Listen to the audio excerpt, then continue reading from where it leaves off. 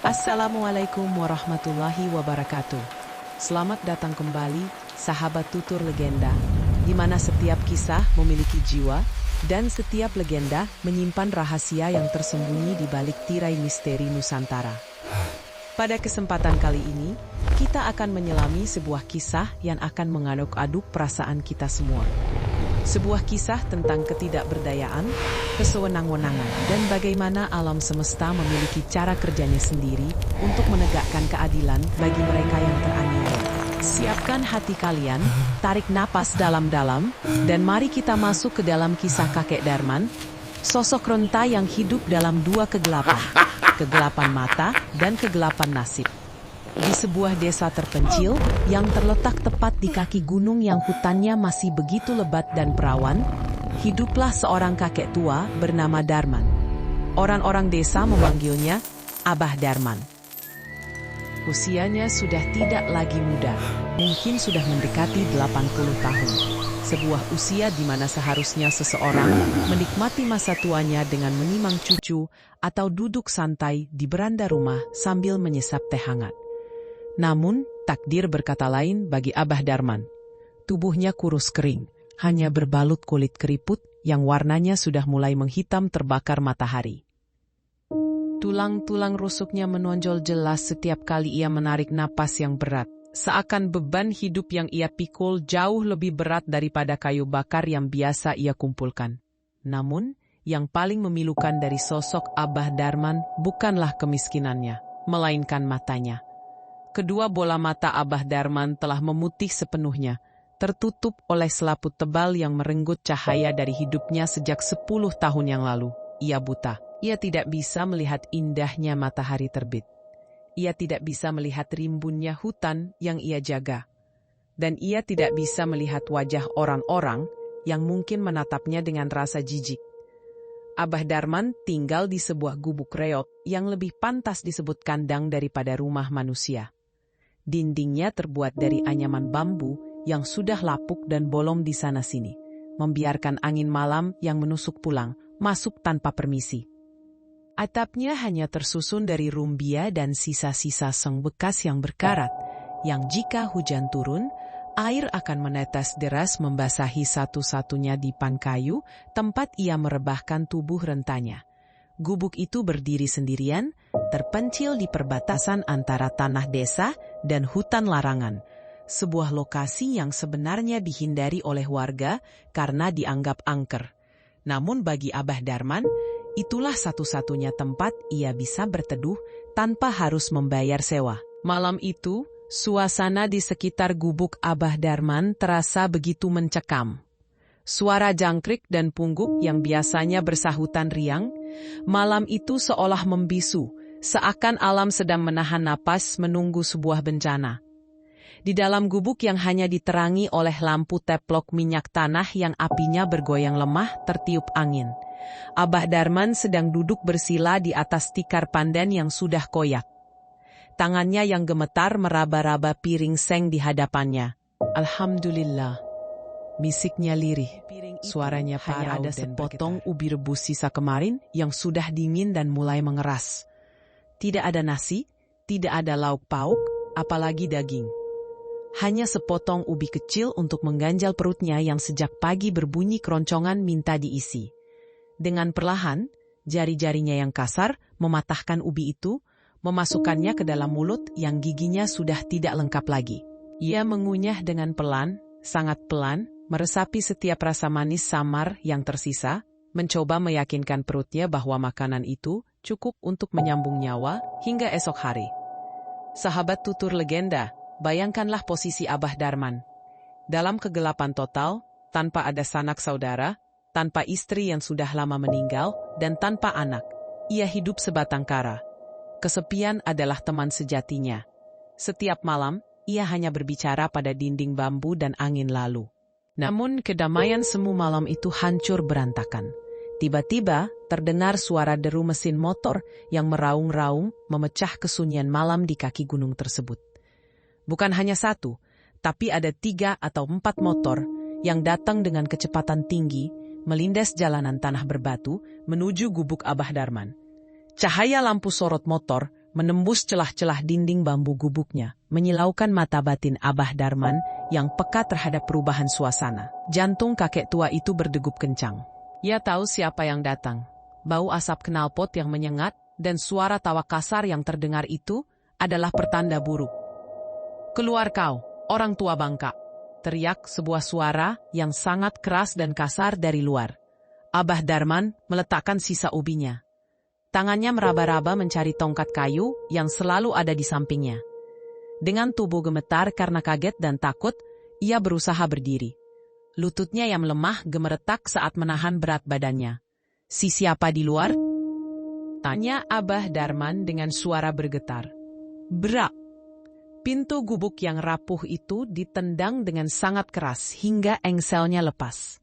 Daun pintu itu jatuh menimpa lantai tanah dengan debuman yang membuat debu beterbangan.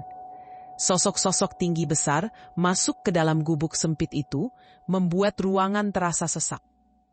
Aroma alkohol dan rokok kretek murahan langsung memenuhi udara, bercampur dengan aroma keringat mereka yang menyengat. Di hadapan Abah Darman, meski ia tak bisa melihatnya, berdiri Juragan Bardja. Seorang pria paruh baya bertubuh tambun, pemilik penggargajian kayu ilegal terbesar di kecamatan itu, sekaligus tengkulak tanah yang terkenal kejam dan lintah darat yang tak punya hati. Juragan Bardja mengenakan cincin batu akik besar di hampir semua jarinya dan jaket kulit hitam yang membuatnya merasa seperti penguasa. Di belakangnya, berdiri 3 orang anak buahnya yang berwajah sangar, siap melakukan apa saja perintah majikannya. "Masih tanya siapa?" bentak Juragan Bardja sambil meludah ke lantai, tepat di dekat kaki Abah Darman yang telanjang. "Ini aku, Bardja, pemilik tanah tempat gubuk reotmu ini berdiri." Abah Darman menunduk, tubuhnya semakin mengecil karena takut. "Oh, Den Bardja, maafkan Abah, Abah tidak melihat." "Jangan banyak alasan," potong Bardja kasar. Ia melangkah maju, sepatu kulitnya yang tebal menginjak ujung tikar pandan tempat Abah Darman duduk tadi. "Aku sudah bilang padamu seminggu yang lalu, kan? Tanah ini akan kubangun gudang penyimpanan kayu. Gudang besarku butuh perluasan, dan gubuk sampahmu ini menghalangi jalan truk-truk kayuku." Abah Darman menangkupkan kedua tangannya di depan dada, memohon. "Den Bardja, tolonglah kasihani Abah. Abah sudah tinggal di sini puluhan tahun, sejak tanah ini masih hutan belantara. Almarhum istri Abah juga dimakamkan di belakang gubuk ini. Kemana lagi Abah harus pergi? Dengan kondisi mata seharusnya mampu meluluhkan hati batu sekalipun." Seorang kakek buta, renta, memohon tempat berteduh sekadar untuk menunggu ajal.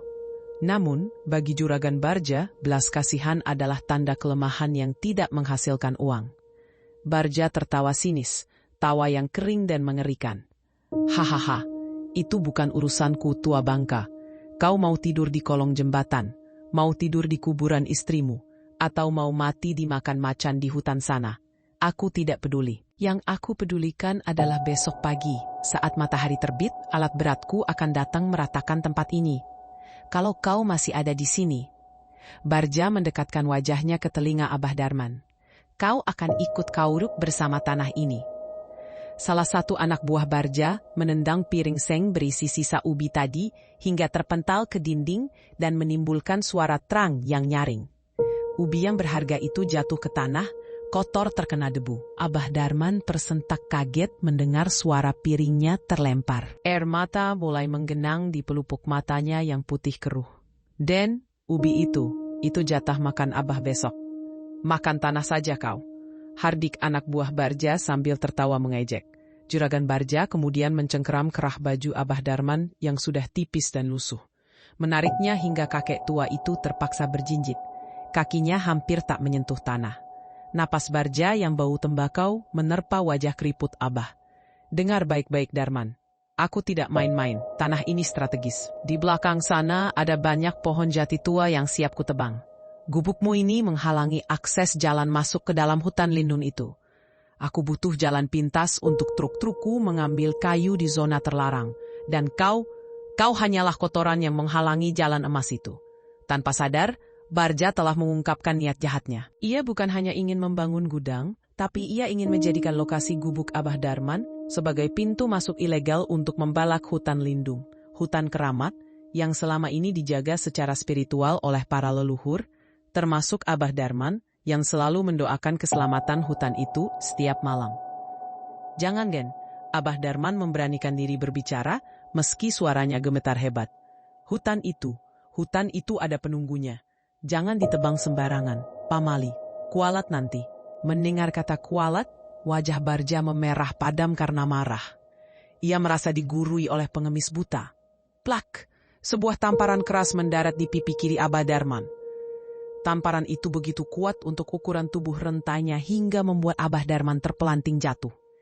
Tubuhnya menghantam tiang bambu dengan keras, membuatnya meringis kesakitan, memegangi pinggangnya yang terasa remuk.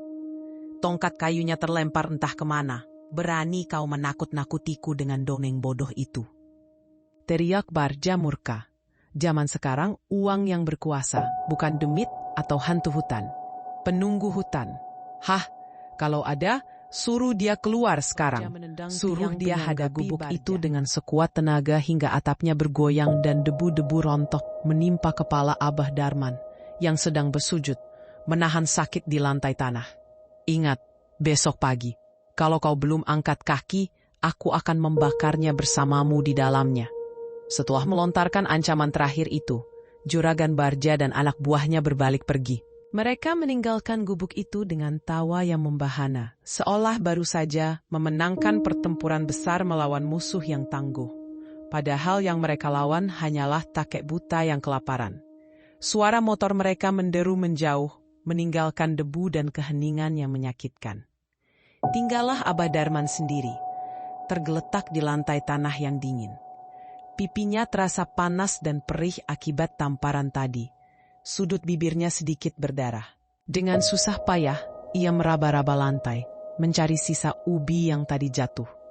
Ketika tangannya menyentuh ubi yang sudah berlumuran tanah itu, air matanya tak terbendung lagi. Ia menangis. Bukan menangisi rasa sakit di pipinya, tapi menangisi nasibnya yang begitu hina di mata manusia lain. Ya Allah, rintihnya dalam sujud panjang. Jika memang hamba harus pergi, tunjukkanlah jalan. Hamba tidak punya siapa-siapa lagi selain Engkau. Lindungilah hutan ini. Jangan biarkan keserakahan mereka merusak titipanmu. Malam semakin larut, dan angin bertiup semakin kencang, menelusup masuk melalui pintu yang rusak, membelai tubuh ringkih Abah Darman yang menggigil. Ia tidak tahu harus kemana besok. Ia buta, ia lemah, dan ia tidak punya uang sepeser pun. Namun di dalam keheningan hutan yang gelap di belakang gubuknya, sepasang mata menyala, berwarna kuning keemasan, sedang mengawasi kejadian itu dari balik semak-semak yang rimbun. Sosok itu diam, tenang, namun memancarkan aura kekuatan yang luar biasa. Ia telah melihat semuanya. Ia telah mendengar kesombongan Barja, dan ia telah melihat air mata tulus sang kakek penjaga. Roda karma yang tadinya diam, kini mulai berputar perlahan, digerakkan oleh doa orang yang teraniaya. Sahabat tutur legenda, inilah titik terendah dalam hidup Abah Darman. Diusir, dipukul, dan dihina. Tapi justru disinilah letak kuncinya. Seringkali, pertolongan Tuhan datang tepat saat seorang hamba berada di titik nadir keputusasaan. Apa yang akan terjadi pada Abah Darman esok hari? Kemana ia akan melangkahkan kakinya yang buta itu? Dan siapakah sosok bermata emas yang mengawasinya dari dalam hutan? Kisah ini baru saja dimulai, dan apa yang menanti Abah Darman di dalam hutan sana adalah sesuatu yang jauh di luar nalar manusia biasa. Sesuatu yang akan mengubah hidupnya dan menghancurkan kesombongan Juragan Barja sehancur-hancurnya. Matahari pagi mulai mengintip malu-malu dari balik punggung bukit, menyebarkan bias cahaya oranye kemerahan yang seharusnya membawa harapan baru bagi setiap makhluk hidup. Embun pagi masih menggelayut manja di ujung-ujung daun talas, berkilauan bak permata saat tertimpa sinar mentari.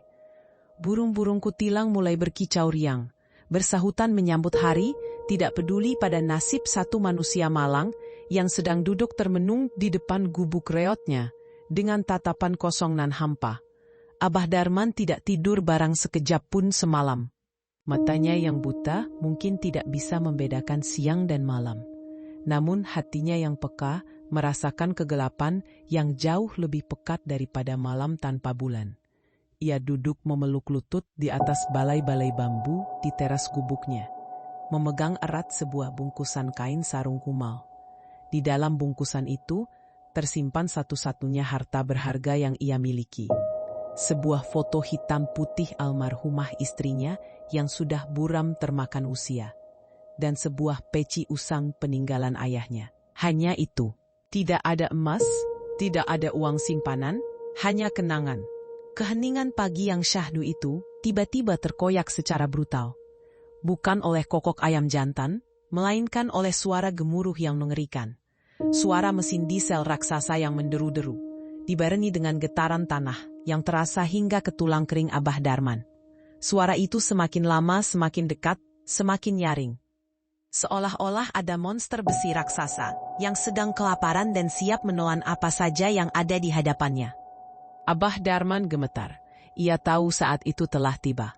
Ancaman Juragan Bardja bukanlah isapan jempol belaka. Teriakan itu terdengar dari pengeras suara toa, memekakkan telinga. Di hadapan gubuk kecil itu, sebuah ekskavator atau alat berat berwarna kuning menyala sudah berdiri gagah. Moncong pengeruknya yang tajam terangkat tinggi ke angkasa, siap menghantam. Di belakangnya, Juragan Bardja berdiri berkacak pinggang dengan kacamata hitam bertengger di hidungnya. Tersenyum puas melihat ketakutan yang terpancar dari wajah kakek buta itu. Den Bardja, tunggu sebentar Den. Abah Darman mencoba berdiri, melambaikan tangannya yang keriput ke arah suara mesin itu. Biarkan Abah ambil tongkat dulu. Biarkan Abah jalan dulu. Namun belas kasihan adalah kata yang tidak ada dalam kamus Juragan Bardja hari itu. Baginya, waktu adalah uang. Setiap menit mesin berhenti, ia rugi solar. Hancurkan, teriak Bardja memberi komando pada operator alat berat. Tanpa peringatan kedua, lengan besi raksasa itu berayun. Kraak, braak, suara bambu patah terdengar menyayat hati. Atap gubuk bagian depan langsung ambruk dihantam pengeruk besi. Debu tebal seketika membumbung tinggi, menyelimuti tubuh renta Abah Darman. Kakek malang itu terbatuk-batuk, merangkak mundur dengan panik. Ia tidak bisa melihat dari mana datangnya bahaya. Ia hanya mendengar suara kehancuran di sekelilingnya. Ya Allah, rumahku, istriku, teriak Abah histeris. Ia tidak peduli pada nyawanya sendiri. Ia justru berusaha meraba-raba lantai tanah, mencari foto istrinya yang mungkin terlempar dari bungkusan kainnya akibat guncangan tadi. Tarik dia keluar. Jangan sampai dia mati di situ, nanti jadi urusan polisi ribet aku. Perintah Bardja pada anak buahnya. 2 orang preman bertubuh kekar menerobos debu, mencengkeram lengan kurus Abah Darman, dan menyeretnya paksa keluar dari reruntuhan. Abah Darman meronta, kakinya menjejak-jejak tanah, berusaha kembali masuk.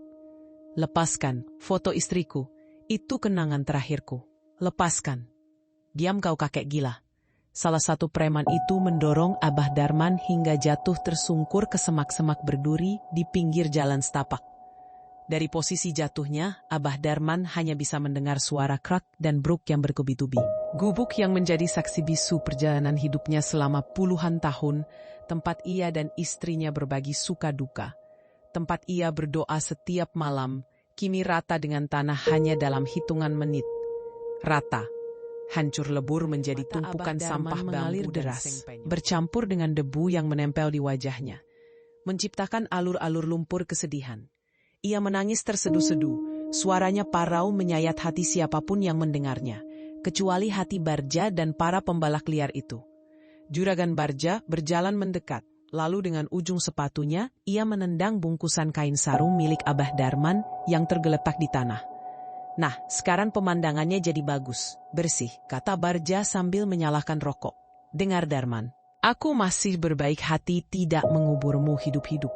Sekarang pergilah. Jangan pernah menampakkan wajah butamu itu di desa ini lagi. Kalau warga desa melihatmu, aku akan bilang kau mencuri kayu di gudangku. Mengerti? Fitnah keji itu meluncur mulus dari lidah Bardja. Abah Darman, dengan sisa tenaga yang ada, meraba-raba tanah mencari tongkat kayunya. Setelah menemukannya, ia berusaha bangkit berdiri.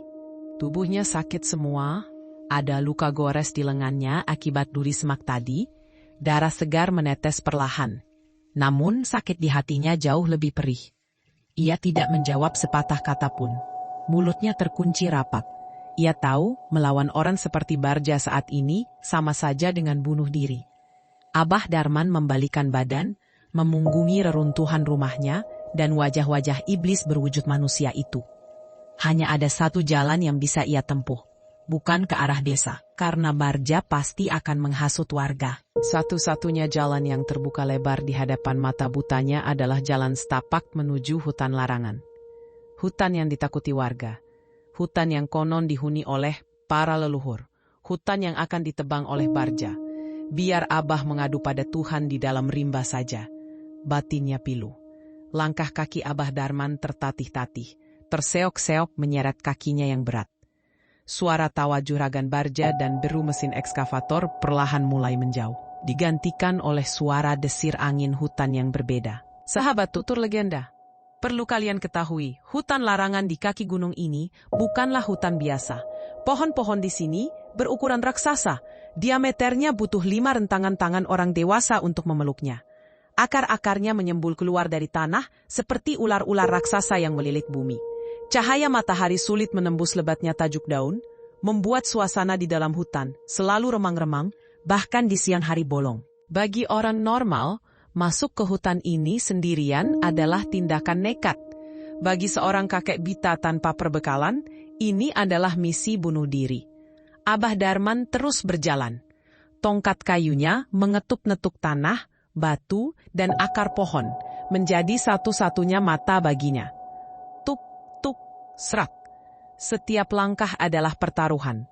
Berkali-kali kakinya tersandung akar pohon yang melintang, membuatnya jatuh terjerembab mencium tanah yang lembab dan berbau humus. Berkali-kali pula wajahnya tergores ranting-ranting rendah yang tak terlihat olehnya. Namun, ia bangkit lagi, dan lagi. Rasa sakit fisik sudah mati rasa, tertutup oleh rasa putus asa. 1 jam berlalu, 2 jam berlalu. Abah Darman sudah masuk terlalu jauh ke dalam hutan. Ia tidak tahu arah, ia tersesat. Rasa lapar yang sejak kemarin mendera kini berubah menjadi rasa perih yang melilit lambung. Tenggorokannya kering kerontang, kakinya bengkak. Ya Allah, jika ini tempat peristirahatan terakhir hamba ikhlas. Bisiknya lirih, bersandar pada sebuah batang pohon besar yang kulitnya kasar dan berlumut. Tiba-tiba, telinga tajam Abah Darman menangkap suara yang aneh. Srek, srek. Suara langkah kaki, tapi bukan langkah kaki manusia. Langkah ini terdengar berat, namun halus, menginjak dedaunan kering dengan ritme yang teratur. Dan ada suara lain yang menyertainya. Suara dengusan napas jantung Abah Darman berhenti berdetak sejenak. Bulu kuduk di tengkuknya berdiri tegak. Insting pubanya berteriak bahaya. Itu suara hewan buas. Di hadapannya, sekitar 10 langkah dari tempatnya duduk, semak belukar tersibak. Seekor babi hutan jantan berukuran raksasa, dengan taring mencuat tajam dan mata merah menyala karena sedang birahi, sedang menatap mangsanya. Babi hutan atau celeng tunggal adalah salah satu hewan paling agresif di hutan ini. Jika ia menyeruduk, tulang paha manusia bisa patah seketika. Abah Darman bisa mencium bau apek yang menyengat dari tubuh hewan itu. Ia memeluk tongkatnya erat-erat, merapalkan doa keselamatan sebisanya, pasrah menanti serudukan maut itu. Suara kaki babi hutan itu menggaruk-garuk tanah, bersiap meluncur. Namun di saat detik-detik kematian itu terasa begitu dekat, tiba-tiba suasana hutan berubah drastis. Angin kencang bertiup entah dari mana, membawa aroma yang sangat harum dan aneh. Bukan aroma bunga hutan biasa, melainkan aroma bunga melati yang bercampur dengan aroma kemenyan dan aroma wibawa yang sangat kuat.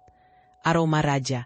Hewan buas di depan Abah Darman mendadak berhenti menggaruk tanah. Suara dengusannya yang tadi agresif berubah menjadi cicitan ketakutan. Babi hutan itu mundur perlahan, seolah melihat sesuatu yang jauh lebih mengerikan daripada manusia di belakang tubuh Abah Darman. Hening, sunyi senyap, bahkan suara angin pun seolah berhenti menghormati kehadiran sosok baru ini. Abah Darman merasakan hawa hangat menjalar di punggungnya. Bukan panas matahari, tapi hawa hangat yang menenangkan, seperti pelukan seorang pelindung. Dari arah belakang Abah Darman, terdengar suara geraman yang berbeda. Bukan geraman buas yang haus darah, melainkan geraman rendah yang penuh otoritas, bergetar di dada, seperti suara guruh yang tertahan di dalam awan. Aum! Itu bukan auman biasa, itu adalah suara penguasa rimba. Babi hutan raksasa itu langsung lari terbirit-birit, menabrak semak belukar tanpa menoleh lagi, ketakutan setengah mati.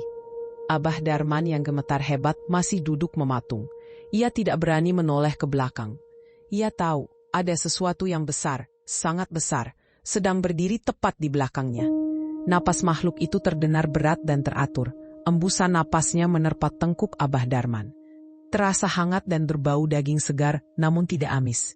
Perlahan, sangat perlahan, sesuatu yang berbulu lembut namun terasa kokoh menyentuh bahu kanan Abah Darman. Itu adalah moncong sebuah kepala yang sangat besar. Makhluk itu mengendus bahu Abah Darman, seolah sedang memeriksa apakah anak asuhnya terluka atau tidak. Siapa? Tanya Abah Darman dengan suara yang nyaris tak terdengar saking takutnya. Apakah kau, Datuk? Pertanyaan itu menggantung di udara. Abah Darman menyebut Gatuk sebagai panggilan hormat warga lokal kepada harimau penjaga hutan. Makhluk itu tidak menjawab dengan bahasa manusia, tentu saja. Namun, ia melakukan sesuatu yang membuat air mata Abah Darman kembali menetes. Kali ini bukan karena sedih, tapi karena haru yang tak terlukiskan. Makhluk buas itu menjilati luka gores di lengan Abah Darman dengan lidahnya yang kasar namun hangat. Jilatan itu terasa seperti obat, menghilangkan rasa perih seketika. Di dalam keremangan hutan yang lebat, siluet makhluk itu mulai terlihat samar-samar. Tubuhnya besar, jauh lebih besar dari harimau Sumatera biasa. Tingginya setinggi pinggang orang dewasa saat berdiri dengan 4 kaki. Dan yang paling mencolok adalah warna bulunya. Bukan loreng kuning hitam biasa, melainkan loreng putih keperakan yang bersinar samar di tengah kegelapan hutan. Harimau putih legendaris. Sosok yang selama ini dianggap mitos, kini nyata adanya. Dan ia sedang merawat seorang kakek buta yang dibuang oleh sesama manusianya. Maung bodas itu kemudian mendengus pelan, lalu menggigit ujung baju Abah Darman dengan lembut. Menariknya pelan ke arah yang berlawanan dari jalan pulang. Ia memberi isyarat untuk mengikuti. Abah Darman, dengan keyakinan yang entah datang dari mana, berdiri tertatih. Ia membiarkan tongkatnya dituntun, bukan oleh matanya, tapi oleh nalurinya yang percaya pada makhluk gaib ini. Kau mau membawaku kemana, Kisanak? Bisik Abah Darman. Sang harimau putih berjalan pelan di depan, sesekali menoleh ke belakang, memastikan kakek tua itu tidak tertinggal. Mereka berjalan semakin dalam, menembus jantung hutan larangan yang belum pernah dijamah manusia modern. Menuju sebuah tempat rahasia. Sebuah tempat di mana hukum manusia tidak berlaku, dan di mana sebuah hadiah yang tak terduga sedang menunggu untuk ditemukan. Namun, perjalanan ini belum selesai. Di desa, Juragan Barja baru saja memulai rencana jahat tahap keduanya.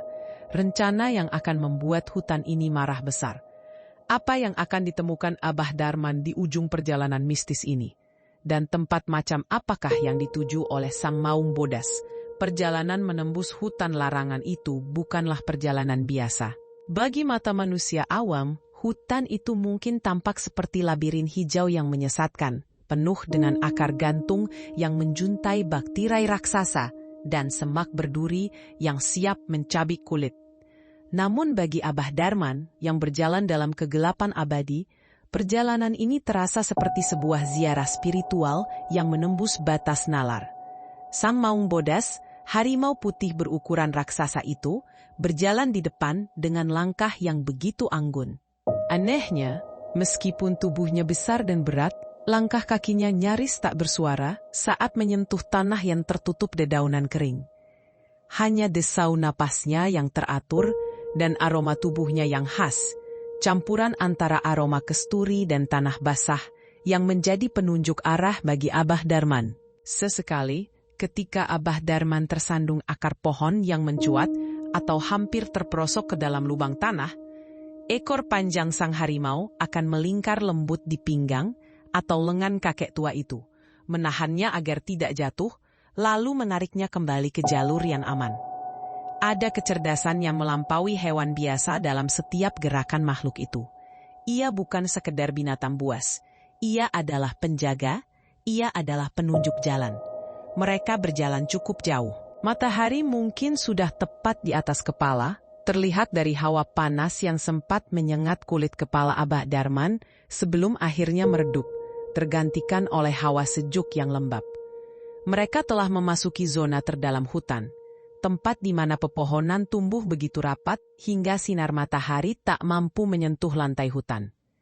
Suara-suara hutan pun mulai berubah. Kicauan burung kutilang yang riang di pinggir hutan kini berganti dengan suara burung gagak yang berat dan suara serangga hutan yang berdengung nyaring, menciptakan orkestra alam yang mistis. "Kisanak, kita sudah sampai di mana?" tanya Abah Darman dengan napas terengah-engah. Kakinya yang tua sudah terasa sangat pegal, namun rasa takutnya telah hilang, berganti dengan rasa pasrah yang menenangkan. Maung Bodas berhenti melangkah. Ia mengeluarkan suara geraman rendah, namun kali ini nadanya terdengar ramah, seolah mempersilakan tamu agung memasuki istananya. Terhampar sebuah pemandangan yang akan membuat mata siapapun terbelalak kagum, jika saja mereka bisa melihatnya. Sebuah tebing batu cadas yang menjulang tinggi, tertutup lumut hijau beludru dan tanaman paku-pakuan purba. Dari celah tebing itu, mengalir air terjun kecil yang airnya jernih bak kristal, jatuh ke sebuah kolam alami yang tenang di bawahnya. Di balik tirai air terjun itu, terdapat mulut gua yang menganga lebar, gelap, dan misterius. Abah Darman merasakan perubahan udara yang drastis. Udara di sini terasa sangat segar, kaya akan oksigen, dan berbau harum. Aroma bunga sedap malam dan melati hutan tercium begitu kuat, bercampur dengan aroma anyir darah yang samar. Tanda bahwa ini adalah sarang predator, namun juga tempat yang suci. "Air," gumam Abah Darman, tenggorokannya yang kering kerontang seakan bersorak. Sang harimau mendorong pelan punggung Abah Darman dengan kepalanya, mengarahkannya menuju tepi kolam. Dengan hati-hati, Abah Darman berlutut di tepian batu yang licin berlumut. Tangannya menyentuh air itu. Dingin. Dingin yang menusuk namun menyegarkan. Tanpa pikir panjang, ia menciduk air itu dengan kedua tangannya yang gemetar dan meminumnya dengan rakus. Gluk, gluk, gluk. Segar luar biasa. Air itu terasa manis, jauh lebih nikmat dari air sumur manapun yang pernah ia minum di desa. Seketika, rasa lelah yang menghimpit tubuh rentanya seakan luntur bersama aliran air yang membasahi kerongkongannya. Tenaganya pulih secara ajaib. Pening di kepalanya hilang. Bahkan mata butanya yang biasanya terasa gatal dan panas, kini terasa sejuk setelah ia membasuh wajahnya dengan air tersebut. "Alhamdulillah, terima kasih Gusti, terima kasih Kisanak," ucap Abah Darman sambil bersujud syukur di atas batu lembab. Maung Bodas duduk bersimpuh di sampingnya, mengawasi dengan tatapan tajam namun teduh. Ekornya dikibaskan perlahan, memukul-mukul permukaan air hingga menimbulkan riak kecil. Setelah puas minum dan beristirahat sejenak, sang harimau kembali bangkit. Ia menggigit lengan baju Abah Darman lagi, kali ini menariknya menuju mulut gua di balik air terjun. Abah Darman menurut. Ia berjalan meniti bebatuan, merasakan cipratan air terjun membasahi tubuhnya, lalu masuk ke dalam kegelapan gua yang lebih pekat. Di dalam gua itu, suasananya hening dan kering.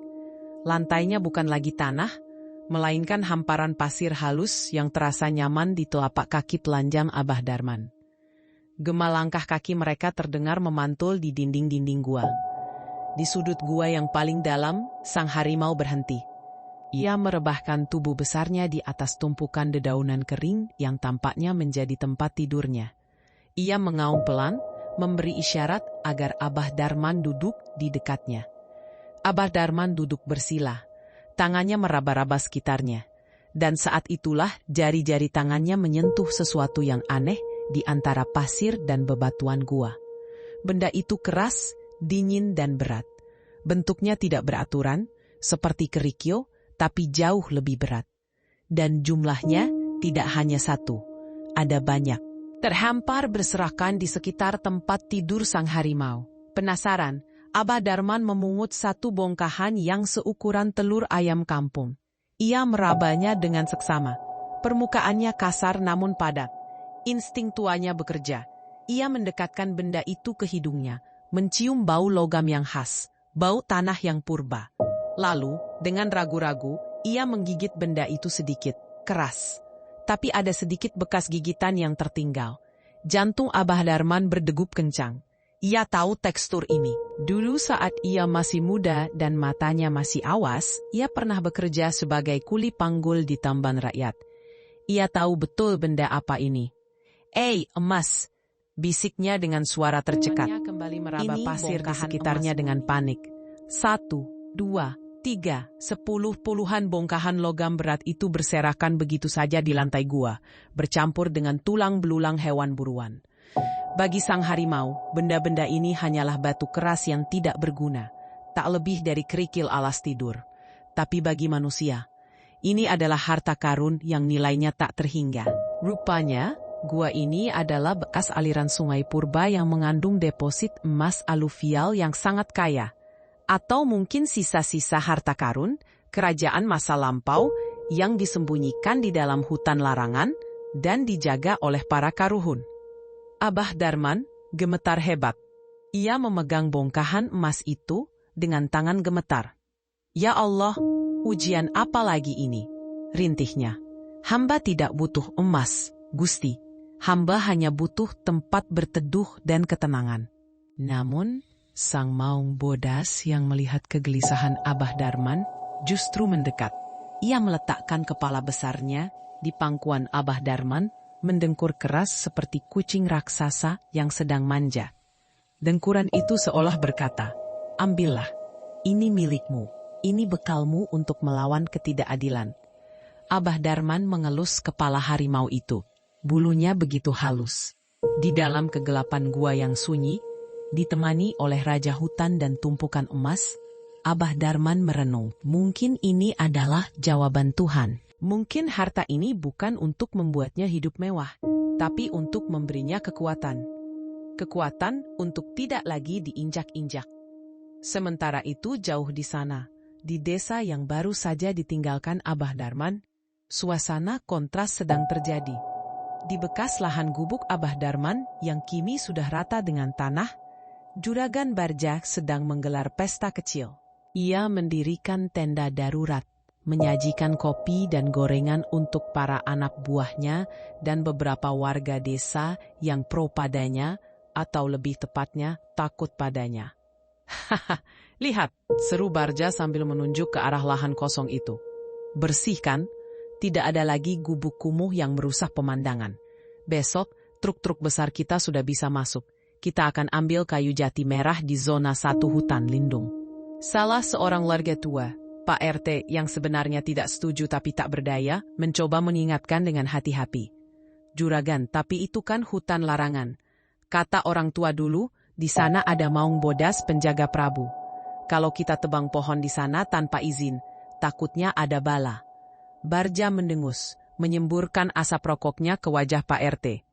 Pak RT, ini sudah zaman modern.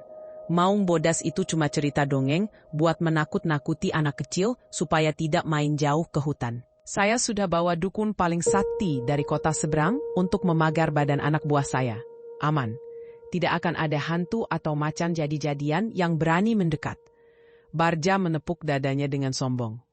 Keserakahan telah membutakan mata hatinya, lebih buta daripada mata fisik Abah Darman. Ia tidak tahu bahwa di saat ia tertawa terbahak-bahak merayakan kemenangannya, jauh di dalam hutan sana, sepasang mata dan telinga sedang mengawasi, dan kekuatan alam sedang menghimpun energinya untuk memberikan balasan yang setimpal. Malam itu, saat Barja pulang ke rumah mewahnya dengan perasaan jumawa, ia tidak menyadari ada seekor burung gagak hitam yang hinggap di atap rumahnya.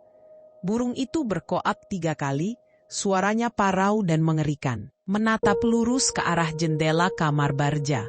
Di dalam gua, Abah Darman akhirnya tertidur pulas berbantalkan tubuh hangat sang harimau.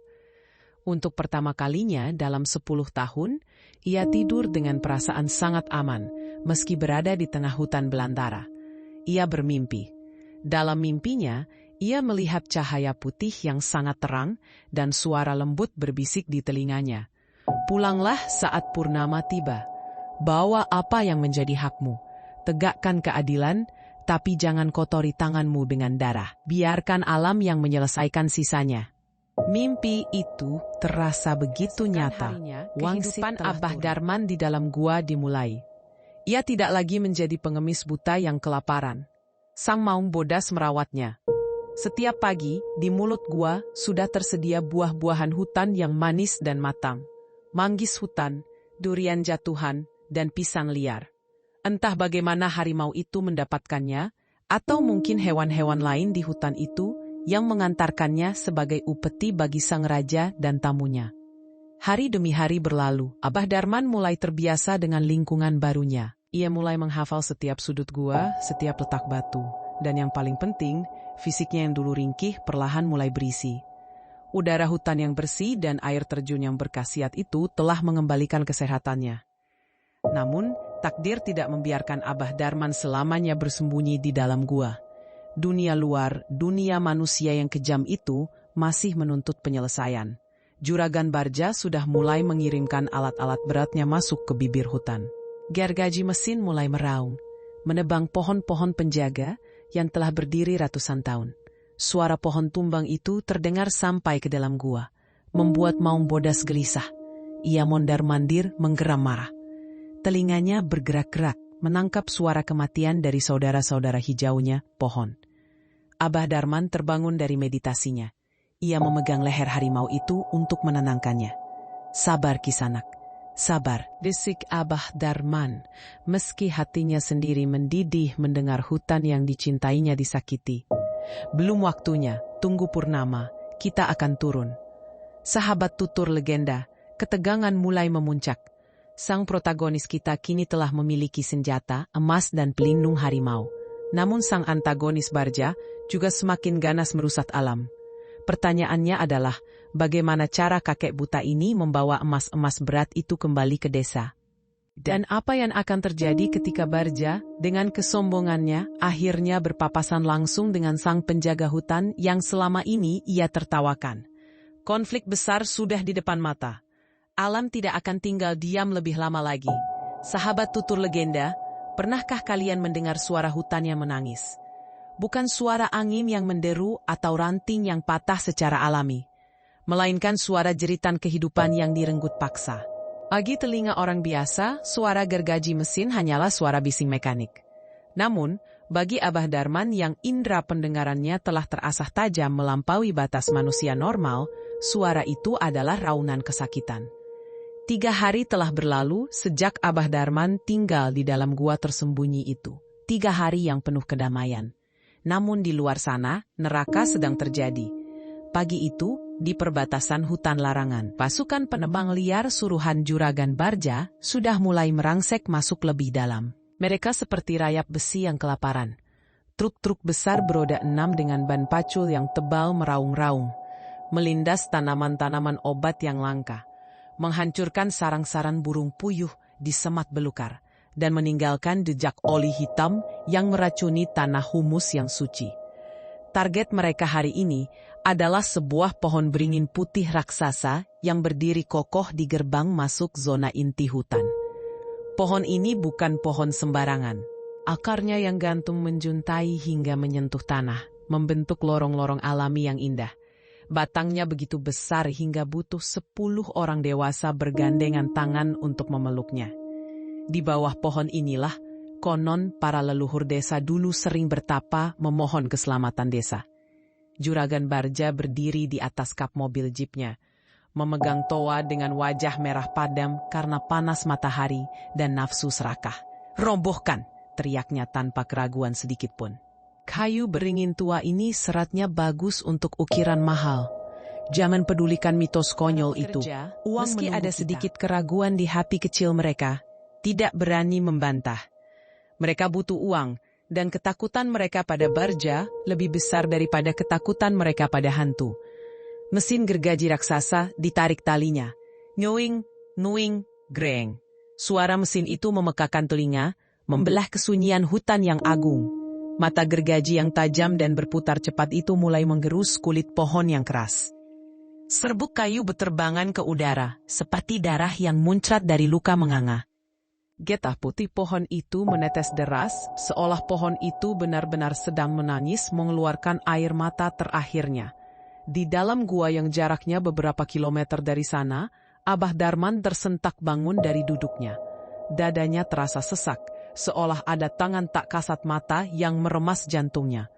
"Astagfirullah," desisnya sambil memegangi dada kirinya. Ia bisa mendengarnya. Ia bisa merasakannya. Etaran tanah akibat jatuhnya pohon-pohon kecil yang membuka jalan, dan kini jeritan sang beringin putih. Maung bodas yang sedang tertidur di sudut gua pun seketika bangkit. Telinganya tegak, matanya yang kuning emas memicing tajam menatap ke arah mulut gua. Bulu-bulu di tengkuknya berdiri tegak, dan dari kerongkongannya terdengar suara geraman yang sangat dalam dan panjang, bergetar hingga membuat kerikil-kerikil di lantai gua bergoyang. "Grrr, mereka sudah melampaui batas Kisana," bisik Abah Darman. Tangannya mengepal erat hingga kuku-kukunya memutih. "Mereka menyakiti ibu bumi." Abah Darman meraba-raba lantai gua. Tangannya menemukan kain sarung kumalnya yang masih ia simpan. Dengan tekad yang bulat, ia mulai memumuti bongkahan-bongkahan emas yang berserakan di sana. 1 bongkahan dimasukkan, 2 bongkahan, 3 bongkahan. Setiap kali ia memasukkan sebongkah emas, ia mengucapkan niat dalam hatinya. "Batu pertama ini untuk harga diri yang diinjak-injak. Batu kedua ini untuk gubukku yang dihancurkan. Batu ketiga ini untuk air mata istriku yang fotonya mereka nistakan. Dan batu-batu ini untuk setiap pohon yang mereka bunuh." Abah Darman menisi kain saringnya secukupnya. Ia tidak mengambil semuanya. Ia bukan orang serakah. Ia hanya mengambil seberat yang mampu ia panggul, seberat beban penderitaan yang harus ia bayar lunas kepada Juragan Barja. Setelah dirasa cukup, ia mengikat ujung kain sarung itu dengan simpul mati yang kuat. Buntalan itu berat, sangat berat. Mungkin beratnya setara dengan sekarung beras 50 kilogram. Bagi kakek renta yang kurang gizi, beban itu seharusnya mustahil untuk diangkat. Namun, anehnya, saat Abah Darman menyampirkan buntalan itu ke bahunya, ia merasa ringan. Seolah-olah ada kekuatan gaib yang ikut menopang beban itu. Atau mungkin amarah dan tekad yang membara di dadanya telah memberinya tenaga ekstra yang tak masuk akal. "Sudah saatnya," ucap Abah Darman tegas. Wajahnya yang dulu layu dan penuh ketakutan, kini berubah. Gurat-gurat di wajahnya menampakkan ketegasan. Matanya yang buta menatap lurus ke depan seolah bisa menembus dinding batu. Sang maung bodas mendekat. Ia menggosokkan kepalanya ke kaki Abah Darman, lalu berbalik memunggungi Abah, memberi isyarat agar Abah memegang ekor atau bulu punggungnya. "Antarkan aku pulang, sahabat. Kita jemput keadilan hari ini." Mereka pun keluar dari gua. Matahari sudah mulai condong ke barat. Langit mulai berubah warna menjadi jingga kemerahan, warna yang sama dengan warna darah. Perjalanan turun gunung kali ini terasa berbeda. Hutan terasa mencekam. Burung-burung diam 1000 bahasa. Angin bertiup kencang, menggoyangkan dahan-dahan pohon dengan kasar seolah sedang marah. Sementara itu, di lokasi penebangan, tragedi mencapai puncaknya. Raksasa itu akhirnya tumbang. Suara jatuhnya menggelegar seperti gempa bumi lokal. Batang raksasanya menghantam tanah dengan keras, meremukkan puluhan pohon kecil di sekitarnya. Burung-burung yang bersarang di sana berterbangan panik, mencicit ketakutan kehilangan rumah. "Hahaha, mantap!" sorak Juragan Barja kegirangan sambil bertepuk tangan. Ia melompat turun dari jeepnya, berjalan mendekati bangkai pohon raksasa itu. Ia menendang batang pohon yang sudah tergeletak tak berdaya itu. Lihat, mana penunggunya? Mana kualatnya? Tidak ada. Pohon ini sekarang jadi uang. Potong-potong batangnya, masukkan ke truk. Malam ini juga kita angkut ke gudang. Para pekerja segera bergerak, memotong-motong tubuh pohon suci itu menjadi balok-balok kayu gelondongan. Mereka bekerja cepat, dikejar target waktu sebelum malam tiba. Namun, tanpa mereka sadari, langit berubah mendung dengan sangat cepat. Awan hitam bergulung-gulung datang dari puncak gunung, menutupi cahaya matahari sore. Suasana menjadi gelap secara tiba-tiba. Angin berhembus semakin kencang, membawa hawa dingin yang menusuk tulang. "Wah, mau hujan kan?" kata salah satu mandor, menatap langit dengan cemas. Awan di atas gunung itu gelap sekali, warnanya aneh. Hitam pekat seperti asap. Barja mendongak meludah ke tanah. "Ah, cuma hujan biasa. Lanjut kerja, nyalakan lampu sorot. Jangan berhenti sampai truk penuh." Mereka tidak tahu, itu bukan mendung biasa. Itu adalah awan kemarahan. Di jalan setapak menuju desa, Abah Darman dan Maung Bodas terus melangkah. Langkah kaki mereka seirama dengan detak jantung hutan. Semakin dekat mereka ke perbatasan desa, semakin kuat aura yang mereka pancarkan.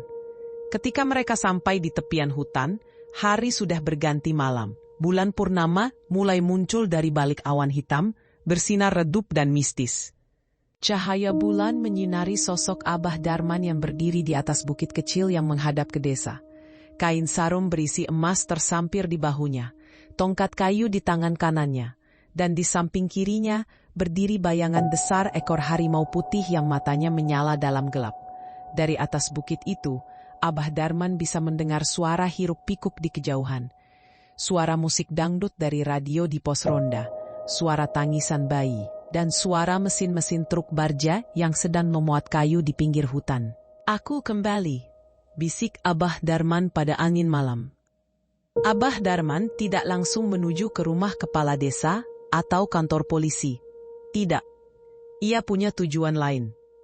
Ia mengarahkan langkahnya menuju warung kopi Pak Asep, tempat berkumpulnya warga desa setiap malam.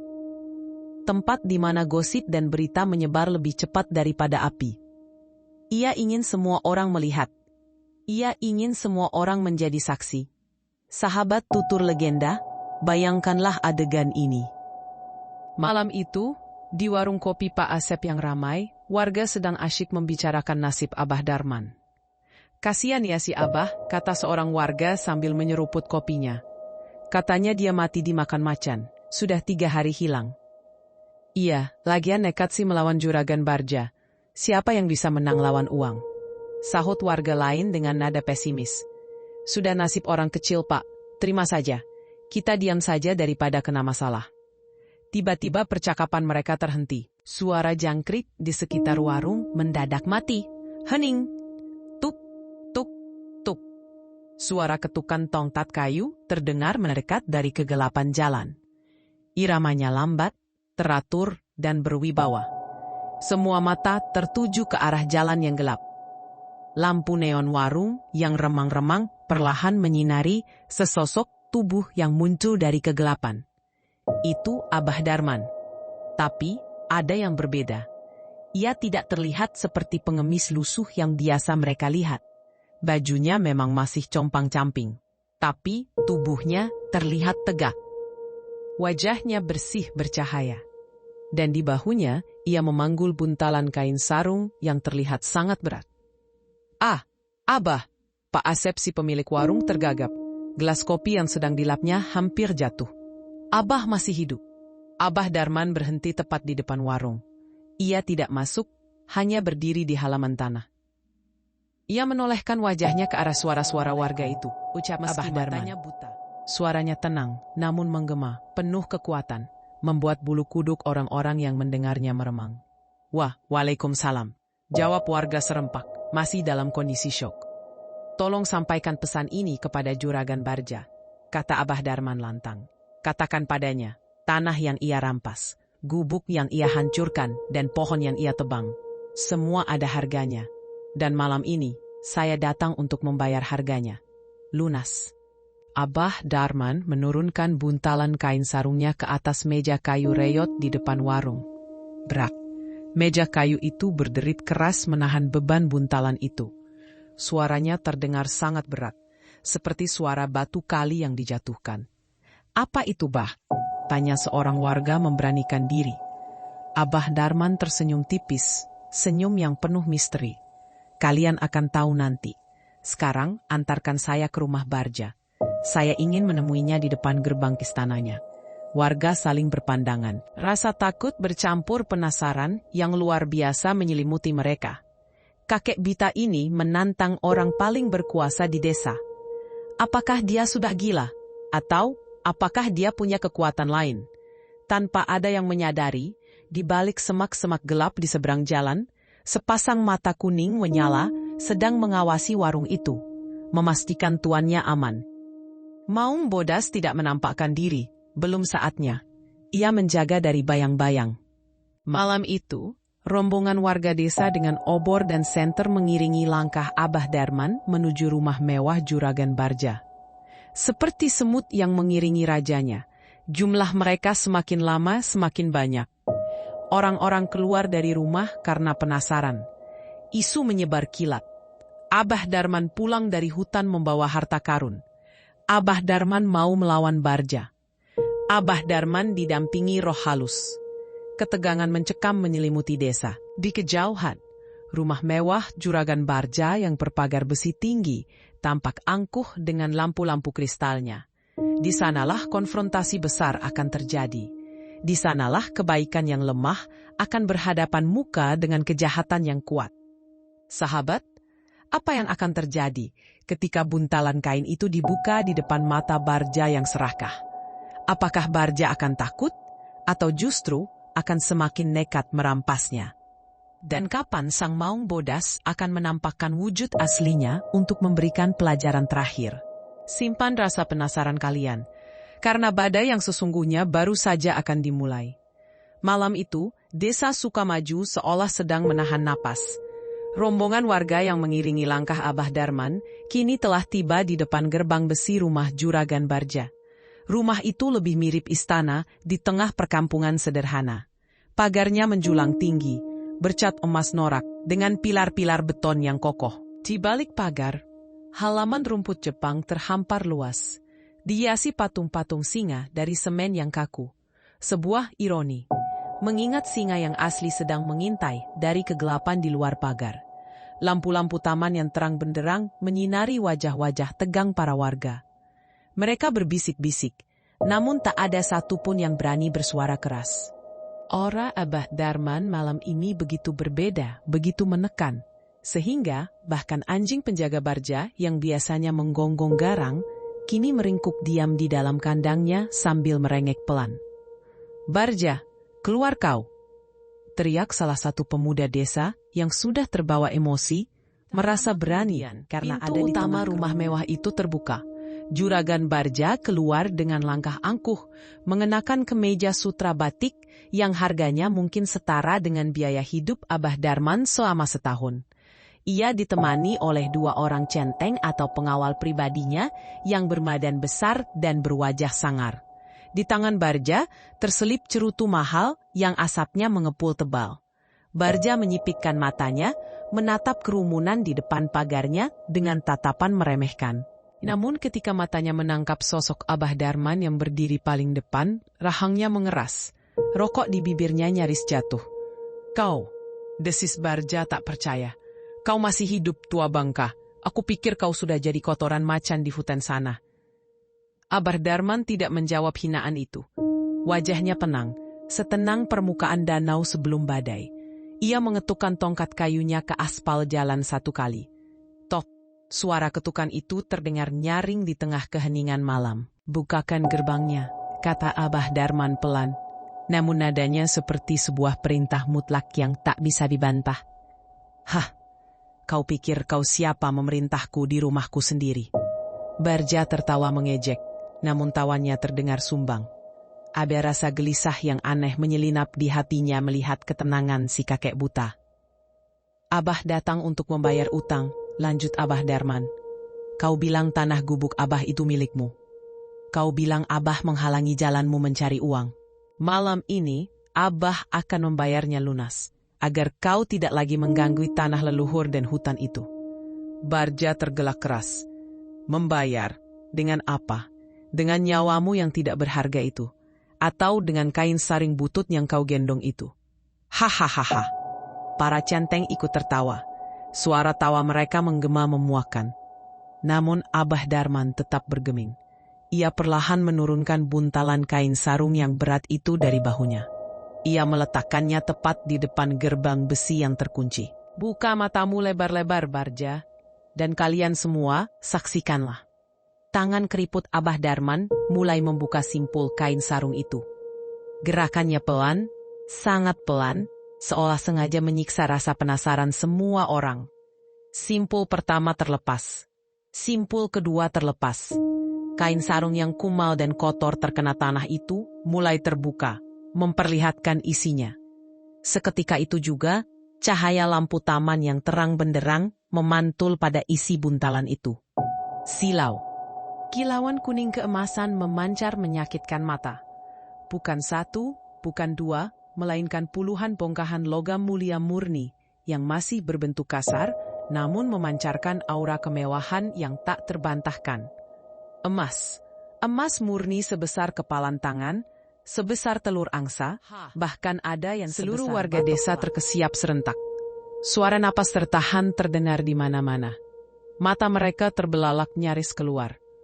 Mereka belum pernah melihat emas sebanyak itu seumur hidup mereka, bahkan di toko emas pasar kecamatan sekalipun. Wajah Juragan Barja, yang tadinya merah karena marah dan mengejek, kini berubah pucat pasi, lalu berubah lagi menjadi merah padam karena gejolak emosi yang berbeda. Keserakahan, matanya yang licik menatap tumpukan emas itu dengan tatapan lapar yang mengerikan. Cerutu mahalnya jatuh ke tanah. Tak ia pedulikan lagi. Itu, gagap Barja. Suaranya tercekat di tenggorokan. Emas, emas asli. Ambillah, kata Abah Darman dingin. Ambillah semua ini sebagai ganti tanah gubukku. Ambillah sebagai ganti pohon-pohon yang kau tebang. Tapi ada satu syarat. Hentikan penebangan hutan mulai detik ini juga. Tarik semua alat beratmu. Biarkan hutan itu tenang. Hening sejenak. Angin malam berhembus kencang, membawa aroma hutan yang mistis. Otak licik Barja berputar cepat. Ia adalah pedagang, ia adalah penipu, dan di atas segalanya ia adalah manusia yang tidak pernah merasa cukup. Melihat kakek buta tak berdaya membawa harta karun sebanyak itu, pikiran jahatnya langsung bekerja. Mengapa harus bernegosiasi jika ia bisa memiliki semuanya? Mengapa hanya berhenti di emas ini jika ia bisa menemukan sumbernya? Barja memberi isyarat mata kepada kedua centengnya. Senyum licik tersungging di bibirnya. Buka gerbangnya, perintah Barja pada satpamnya. Gerbang besi raksasa itu bergeser terbuka dengan suara berbecit yang ngilu. Barja melangkah keluar mendekati tumpukan emas itu. Ia berjongkok memungut satu bongkahan terbesar, berat, dingin, dan nyata. Ia menggigitnya sedikit. Emas murni, kualitas terbaik yang pernah ia lihat. Luar biasa, mumam Barja. Lalu ia berdiri, menatap Abah Darman dengan tatapan menuduh. Tunggu dulu, dari mana pengemis buta sepertimu bisa mendapatkan emas sebanyak ini? Hah? Teriak Barja tiba-tiba membuat warga kaget. Kau pasti mencurinya. Ya, kau pasti mencuri harta karun peninggalan Belanda yang terpendam di tanahku. Karena kau tinggal di tanahku, berarti emas ini juga milikku. Semuanya milikku. Warga desa mulai kasakusuk. Wah, para si juragan, sudah dikasih hati minta jantung. Dasar serakah, teriak seseorang dari kerumunan. Diam kalian. Bentak Barja sambil menodongkan pistol revolver yang terselip di pinggangnya ke arah warga, membuat mereka mundur ketakutan. Ini tanahku. Wilayah ini kekuasaanku. Apapun yang keluar dari tanah ini adalah hakku. Barja kembali menatap Abah Darman. Heh, tua bangka, kau pikir kau bisa menyogokku? Tidak, emas ini akan kusita karena ini barang curian dari tanahku. Dan kau harus memberitahuku di mana kau menemukan ini semua. Pasti masih ada banyak di sana, kan? Di gua mana? Di lubang mana? Katakan. Abah Darman menggelengkan kepalanya perlahan, raut wajahnya menyiratkan rasa kasihan yang mendalam. Bukan kasihan pada dirinya sendiri, tapi kasihan melihat betapa rusaknya jiwa manusia di hadapannya. Kau sudah buta, Barja, ucap Abah Darman lirih. Mataku yang buta, tapi hatimu yang gelap gulita. Emas itu bukan dari tanahmu, itu titipan dari penjaga hutan, itu ujian, dan kau baru saja gagal dalam ujian itu. Persetan dengan ujian, teriak Barja kalap. Tangkap orang tua ini. Siksa dia sampai dia mau bicara di mana letak tambang emas itu. Seret dia masuk ke gudang belakang. 2 centeng berbadan besar itu segera bergerak maju. Mereka menyeringai kejam, meretakkan jari-jari tangan mereka, siap menghajar kakek tua yang teriak warga itu. Namun mereka tak berani maju karena ancaman pistol Barja. Abah Darman tidak mundur selangkah pun. Ia justru menancapkan tongkat kayunya kuat-kuat ke tanah. Jangan mendekat, peringat Abah Darman. Suaranya berubah berat, bergetar, seolah bukan hanya suara dari pita suaranya sendiri, melainkan ada gema lain yang menumpang di sana. Jika kalian menyentuhku 1 jari saja, kalian akan membangunkan dia yang sedang tidur. Siapa? Teman gembelmu. Ejek salah satu centeng sambil mengulurkan tangan hendak mencengkeram kerah baju Abah Darman. Namun sebelum tangan kotor itu menyentuh kain baju Abah. Angin kencang tiba-tiba menerjang dari arah belakang Abah Darman. Angin itu begitu kuat hingga membuat debu beterbangan dan memadamkan beberapa lampu taman. Pohon-pohon mangga di halaman rumah Barja bergoyang hebat seakan mau tumbang. Suasana mendadak berubah mencekam. Suhu udara turun drastis. Anjing-anjing penjaga di dalam kandang kini melolong panjang. Lolongan kematian yang membuat bulu kuduk berdiri. Centeng yang hendak memukul Abah Darman terpaku di tempatnya. Ia merasakan hawa panas yang membakar di tengkuknya. Tangan yang terulur itu gemetar. Apa itu? Bisik centeng itu ketakutan. Dari kegelapan di belakang Abah Darman, di luar lingkaran cahaya lampu jalan, terdengar suara geraman. Awalnya pelan, seperti suara guruh di kejauhan. Namun perlahan semakin keras. Semakin dekat. Grrr, groar. Suara itu bukan suara anjing. Bukan suara serigala. Itu suara raja. Suara yang membuat darah setiap makhluk hidup membeku. Getarannya terasa hingga ke dada setiap orang yang ada di sana. Kalian sudah diperingatkan, ucap Abah Darman tenang. Tapi keserakahan telah menulikan telinga kalian. Sekarang, hadapilah hakim rimba yang sebenarnya. Barja yang memegang pistol tangannya mulai gemetar. Ia mengarahkan pistolnya ke kiri dan ke kanan dengan panik. Siapa itu? Keluar, jangan main-main denganku. Aku tembak kau. Dan saat itulah, sepasang mata muncul. 2 titik cahaya berwarna kuning keemasan, menyala terang di tengah kegelapan malam, melayang setinggi dada orang dewasa. Mata itu menatap tajam ke arah Barja. Tatapan yang penuh dengan amarah purba. Tatapan yang menghakimi. Perlahan, sosok pemilik mata itu melangkah maju, memasuki lingkaran cahaya lampu jalan. Warga desa menjerit histeris dan mundur teratur. Para wanita menutup mulut mereka menahan pekikan. Seekor harimau. Tapi bukan harimau biasa. Ukurannya raksasa, sebesar sapi jantan dewasa. Bulunya putih bersih bercahaya, dengan loreng-loreng abu-abu perak yang samar. Otot-ototnya terlihat jelas menonjol di balik kulitnya yang tebal. Taringnya yang panjang mencuat keluar dari mulutnya yang sedikit terbuka, meneteskan liur. Maung Bodas. Legenda itu berdiri nyata di aspal jalan desa Sukamaju. Maung, Barja mundur selangkah. Kakinya lemas. Pistol di tangannya terasa licin oleh keringat dingin. Sang harimau putih tidak menyerang warga. Ia berjalan pelan, memutari Abah Darman, seolah membuat pagar betis hidup untuk melindunginya. Ia menggosokkan tubuhnya ke kaki Abah Darman sekilas, lalu berbalik menghadap Barja dan anak buahnya. Ia membuka mulutnya lebar-lebar dan mengeluarkan auman yang menggelegar. Auman yang memecahkan kaca jendela pos satpam di dekat gerbang. Ra-a-o. 2 centeng yang tadi sok jagoan langsung jatuh terduduk, kencing di celana saking takutnya. Nyali mereka tak lagi mampu menegakkan keadilan, maka hukum alam yang akan mengambil alih. Abah Darman bukan lagi kakek buta yang lemah. Malam ini, dia adalah pawang keadilan, dan di sampingnya berdiri eksekutor dari rimba belantara. Barja kini terpojok. Di hadapannya ada harimau raksasa. Di belakangnya ada tembok rumahnya sendiri. Emas-emas itu masih berkilauan di tanah, di antara kaki sang harimau dan kaki Barja. Emas yang menjadi sumber petaka. Apakah Barja akan menyerah dan bertobat, atau kesombongannya akan membuatnya melakukan tindakan bodoh yang terakhir kalinya? Pistol di tangannya masih terisi penuh peluru. Dan mata harimau itu seolah menantangnya. Coba saja, kalau berani. Ketegangan malam itu mencapai titik didihnya. Satu gerakan salah, dan darah akan tumpah membasahi emas murni itu.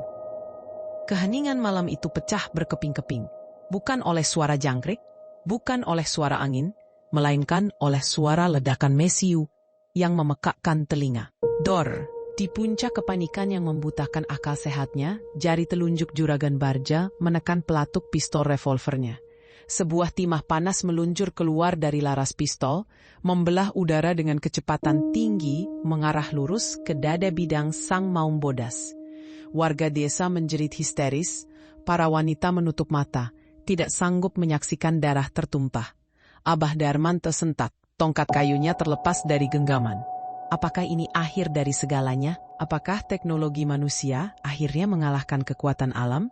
Namun, apa yang terjadi selanjutnya membuat semua orang yang menyaksikan kejadian itu menahan napas, seolah waktu berhenti berputar. Sang harimau putih tidak jatuh. Ia tidak meraung kesakitan. Ia bahkan tidak bergeming sedikit pun dari posisinya. Peluru itu meleset. Tidak. Jarak mereka hanya 5 langkah. Mustahil meleset bagi penembak amatir sekalipun. Rupanya, sepersekian detik sebelum peluru itu menyentuh kulitnya, tubuh Maung Bodas seolah memudar, berubah menjadi asap putih tipis, lalu memadat kembali di posisi yang sedikit bergeser ke kanan. Gerakan itu begitu cepat, melampaui kecepatan mata manusia. Gerakan hantu. Peluru Barja hanya menghantam aspal kosong, memercikkan bunga api, lalu memantul mengenai patung singa semen di gerbang rumahnya hingga hancur berkeping-keping. Patung singa palsu itu hancur. Sementara singa yang asli masih berdiri gagah tanpa lecet. Wajahnya pucat pasi, lebih putih dari mayat. Tangan yang memegang pistol itu gemetar hebat hingga pistol itu hampir terlepas. Tidak mungkin, racau Barja. Kau setan. Dor, Barja menembak lagi, 3 kali berturut-turut. Membabi buta. Namun kali ini, Maung Bodas tidak lagi diam. Insting predatornya telah aktif sepenuhnya. Dengan sebuah auman yang menggetarkan bumi, harimau raksasa itu melompat. Wush! Lompatan itu begitu tinggi dan anggun, melayang di udara melewati kepala Abah Darman, menerjang langsung ke arah Barja.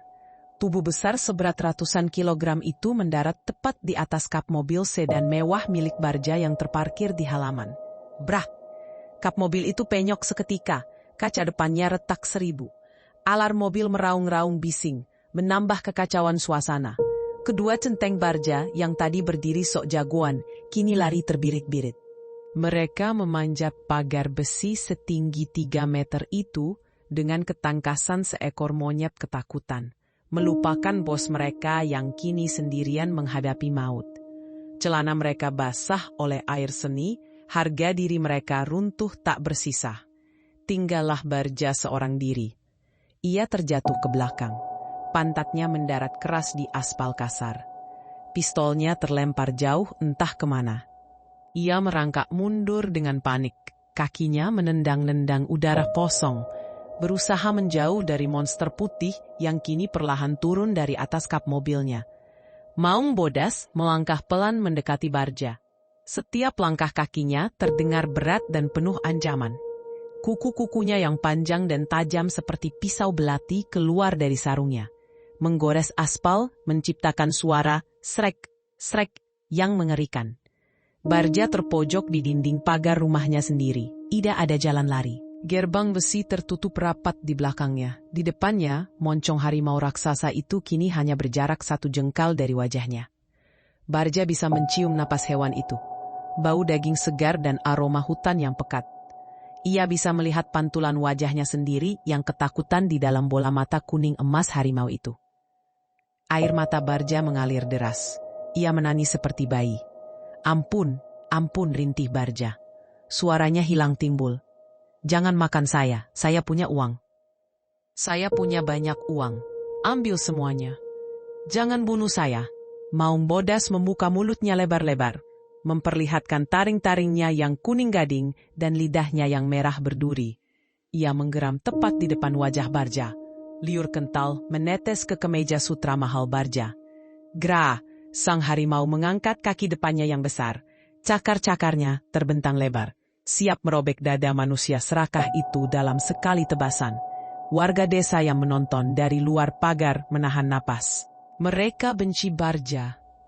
Tapi melihat seseorang dicabik-cabik harimau hidup-hidup adalah pemandangan yang terlalu mengerikan. Mati kau Barja, teriak seseorang dalam hati. Namun di detik-detik terakhir yang menentukan itu, cukup. Sebuah teriakan lantang terdengar membelah kegaduhan. Itu suara Abah Darman. Berhenti Kisanak. Jangan kotori tangan sucimu dengan darah kotornya. Mendengar suara itu, cakar Maung Bodas berhenti di udara. Hanya beberapa sentimeter dari leher Barja. Harimau itu menoleh ke arah Abah Darman. Matanya masih menyala penuh amarah, seolah protes kenapa ia tidak diizinkan menghabisi hama perusak hutan ini. Abah Darman meraba-raba jalan, melangkah mendekat. Kerumunan warga otomatis membelah jalan, memberi ruang bagi sang kakek buta.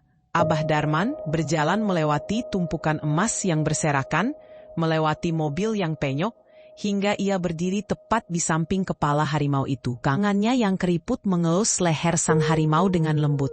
Sudah cukup, bisik Abah Darman menenangkan. Dia sudah kalah, jiwanya sudah hancur. Kematian terlalu mudah baginya. Biarkan dia hidup dengan rasa malunya. Biarkan dia hidup melihat kehancurannya sendiri.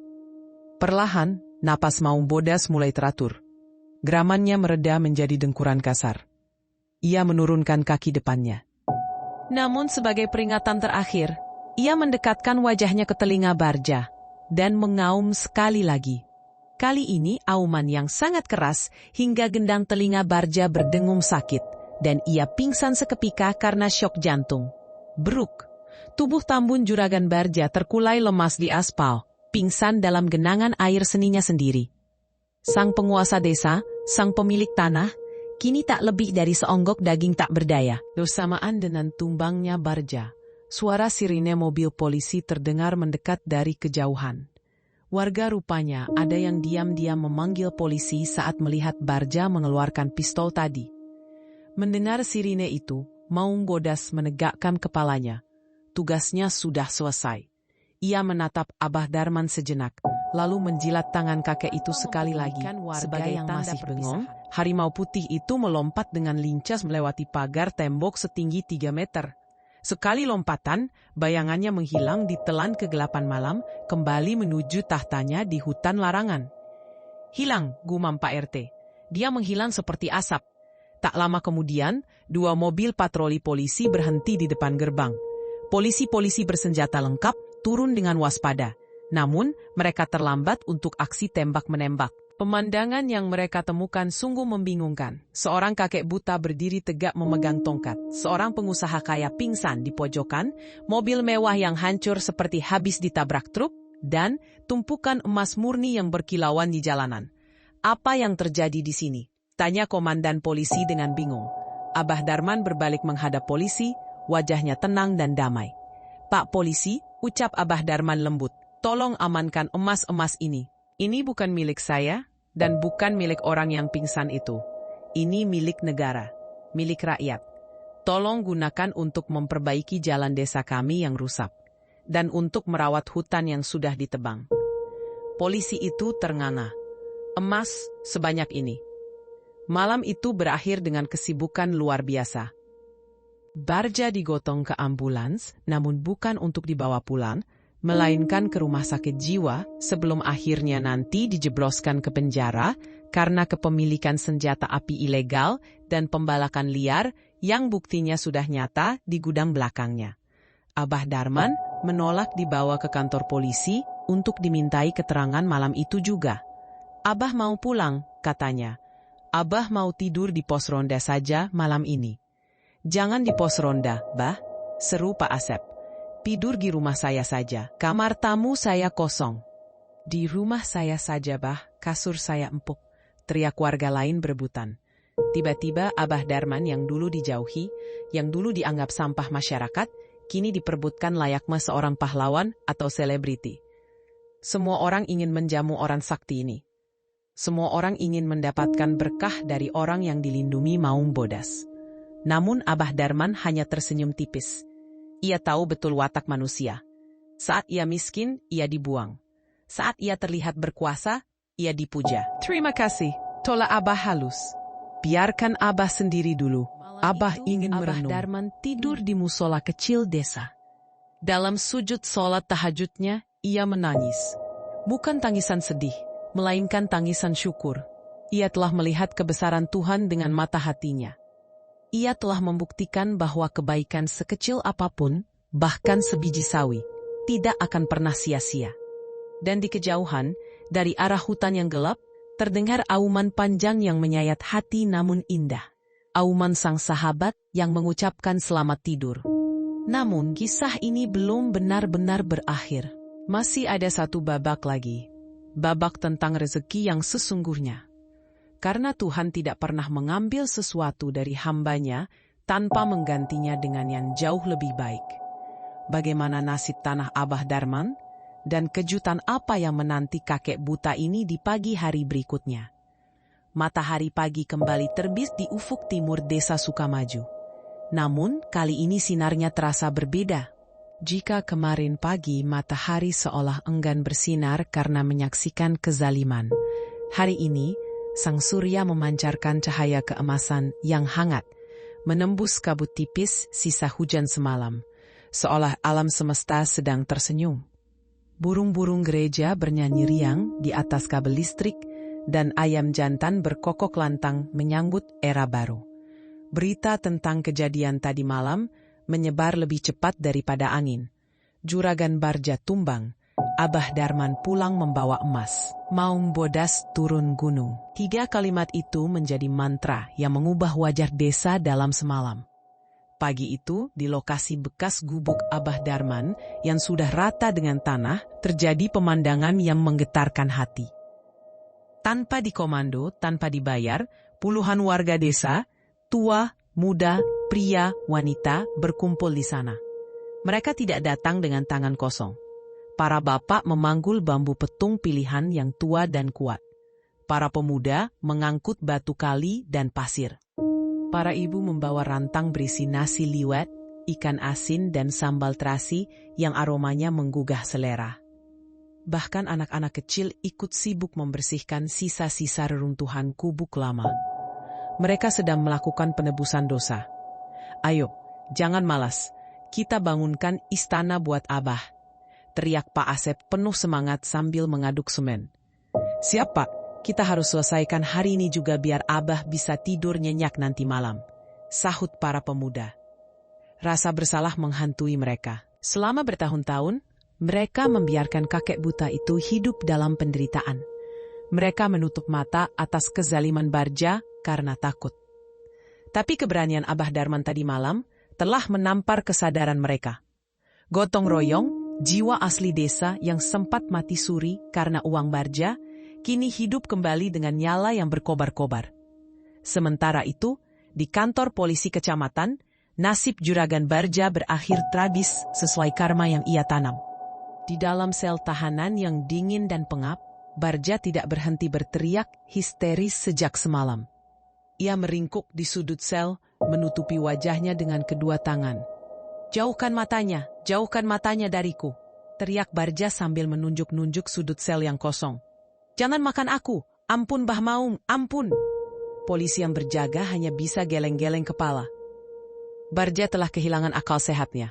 Bayangan mata kuning menyala dan taring tajam sang harimau putih telah terpatri permanen di otaknya, menjadi teror abadi yang akan menemaninya seumur hidup. Harta bendanya disita negara karena terbukti hasil kejahatan pencucian uang dan pembalakan liar. Gudang kayunya disegel. Kerajaan bisnis haram yang ia bangun di atas penderitaan orang lain runtuh dalam satu malam, menyisakan dirinya sebagai orang gila yang miskin dan hina. keadilan telah ditegakkan dengan cara yang paling puitis. Kembali ke desa, menjelang sore hari, sebuah keajaiban kecil telah berdiri tegak. Di atas tanah tempat gubuk reot Abah dulu berdiri, kini telah berdiri sebuah rumah panggung yang mungil, namun kokoh dan sangat layak huni. Dindingnya terbuat dari papan kayu jati, sumbangan warga yang merasa bersalah pernah ikut menebang hutan, atapnya dari genteng tanah liat yang sejuk, dan lantainya dari papan yang diserut halus, sehingga aman bagi kaki telanjang. Tidak ada lagi angin malam yang menusuk. Di depannya, dibuatkan teras yang luas lengkap dengan kursi goyang rotan. Warga menjemput Abah Darman di musola desa. Mereka menuntunnya layaknya menuntun seorang raja atau ulama besar. "Abah, kami sudah selesai," kata Pak RT dengan suara bergetar menahan tangis. "Maafkan kami selama ini, Bah. Maafkan warga desa yang buta hati. Sebagai gantinya, terimalah rumah ini. Ini rumah Abah. Tanah ini juga sudah kami urus, sertifikatnya atas nama Abah. Tidak ada yang boleh mengusir Abah lagi sampai kapanpun." Abah Darman meraba dinding rumah barunya. Ia mencium aroma cat kayu yang masih basah, aroma harapan. Tangannya gemetar menyentuh tiang pintu. Air matanya menetes, membasahi pipinya yang keriput. "Terima kasih. Terima kasih anak-anakku," ucap Abah lirih. Sebenarnya Abah tidak butuh rumah bagus. Abah cuma butuh hati kalian kembali baik. Dan hari ini, Abah melihat hati itu sudah kembali. Malam itu diadakan syukuran besar-besaran di halaman rumah baru Abah Darman. Tumpeng nasi kuning menjulang tinggi. Doa-doa dipanjatkan ke langit, menembus atap langit yang bertabur bintang. Lalu bagaimana dengan emas-emas itu? Sesuai permintaan Abah, emas murni pemberian Maung Bodas itu diserahkan kepada pemerintah desa. Oleh Pak Lurah yang jujur, emas itu dijual dan uangnya digunakan untuk dua hal mulia. Pertama, memperbaiki jalan desa yang rusak parah akibat truk-truk barja, sehingga akses ekonomi warga lancar kembali. Kedua, mendirikan dana abadi hutan, sebuah kas desa yang digunakan untuk biaya reboisasi, penanaman kembali, hutan yang gundul, dan memberi santunan bulanan bagi para lansia miskin di desa itu. Termasuk menjamin makan Abah Darman seumur hidupnya. Abah Darman tidak mengambil sepeser pun untuk kemewahan pribadi. Baginya, kekayaan terbesar adalah ketenangan batin. Namun, hadiah terindah bagi Abah Darman bukanlah rumah, bukan pula jaminan hidup. Beberapa minggu kemudian, saat Abah Darman sedang duduk santai di kursi goyang barunya, menikmati angin sore, seorang dokter spesialis mata dari kota datang berkunjung. Dokter itu dikirim oleh Dinas Kesehatan yang mendengar kisah viral Abah Darman. "Bah, izinkan saya memeriksa mata Abah," kata dokter itu ramah. Setelah diperiksa dengan alat canggih, dokter itu tersenyum. "Bah, katarak di mata Abah ini sebenarnya sudah tebal, tapi saraf matanya masih bagus. Ini bisa dioperasi. Dan karena Abah sudah dianggap pahlawan lingkungan, rumah sakit kami akan menanggung biayanya gratis." Operasi pun dilakukan, dan saat perban di matanya dibuka seminggu kemudian, cahaya itu kembali masuk. Awalnya silau dan buram. Namun perlahan, bayangan-bayangan mulai jelas. Abah Darman mengerjapkan matanya. Hal pertama yang ia lihat adalah wajah-wajah tetangganya yang tersenyum penuh harap. Lalu ia melihat tangan keriputnya sendiri. Dan akhirnya ia menoleh ke arah jendela, memandang jauh ke arah gunung dan hutan yang hijau. "Allahu Akbar," bisik Abah Darman. "Indah sekali, dunia ciptaanmu indah sekali." Abah Darman bisa melihat lagi. Meski tidak setajam saat muda, namun kegelapan total selama 10 tahun itu telah sirna. Ini adalah rezeki yang sesungguhnya. Tuhan mengambil penglihatannya sementara untuk menguji kesabarannya, dan mengembalikannya saat ia telah lulus ujian itu dengan nilai sempurna. Sejak saat itu, Abah Darman menghabiskan sisa hidupnya sebagai kuncen, atau juru kunci kehormatan hutan larangan. Setiap pagi, ia berjalan kaki, kini tanpa tongkat penuntun, hanya tongkat pendaki, menuju pinggir hutan. Ia menanam bibit pohon baru, merawat sumber mata air, dan berbicara pada alam. Warga desa sering melihat, saat Abah Darman duduk beristirahat di bawah pohon besar di pinggir hutan, Kadang-kadang ada seekor harimau putih besar yang duduk diam di kejauhan, mengawasi sahabat manusianya dengan tatapan penuh kasih. Mereka tidak lagi takut.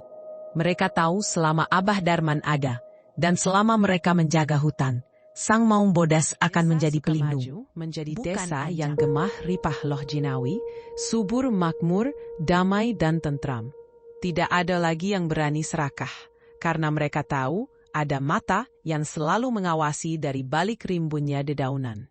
Sahabat tutur legenda yang dirahmati Tuhan, kisah Abah Darman dan Maung Bodas ini mengajarkan kita sebuah pelajaran yang sangat dalam, bahwa di dunia ini tidak ada yang namanya kebetulan. Setiap penderitaan adalah ujian, dan setiap kesabaran adalah benih yang akan tumbuh menjadi pohon kebahagiaan. Keserakahan, setinggi apapun ia membangun istana, pada akhirnya akan runtuh oleh satu tiupan napas keadilan alam. Sebaliknya, keikhlasan, meski ia tinggal di gubuk reot dan dihina, akan diangkat derajatnya oleh tangan-tangan gaib yang tidak pernah kita duga. Ingatlah, alam semesta ini memiliki pendengaran. Tanah yang kita pijak, pohon yang kita tebang, dan hewan yang kita sakiti, semuanya bertasbih dan berdoa. Jangan pernah merasa kuat hanya karena kita punya uang atau jabatan, karena di atas langit masih ada langit. Dan di balik hutan yang sunyi, ada kekuatan yang siap menjaga keseimbangan. Jadilah seperti Abah Darman. Meski matanya sempat buta, tapi hati nuraninya melihat lebih jelas daripada kita semua. Tetaplah berbuat baik, meski dunia menjahatimu. Karena pada akhirnya, kebaikan itulah yang akan memanggil para pelindung untuk datang membelamu. Nah, sahabat tutur legenda, dari kisah kakek buta, juragan serakah, dan harimau putih ini, bagian mana yang paling menyentuh hati kalian? Apakah saat Abah diusir? Saat Maung Bodas muncul? Atau saat warga desa bergotong royong membangun rumah? Coba tuliskan pendapat dan pelajaran berharga versi kalian di kolom komentar di bawah ya, sahabat tutur legenda. Jangan lupa juga untuk like dan share video ini agar semakin banyak orang yang sadar untuk menjaga alam dan menghormati orang tua. Sampai jumpa di kisah-kisah legenda Nusantara berikutnya yang tak kalah misterius dan penuh hikmah. Wassalamualaikum warahmatullahi wabarakatuh.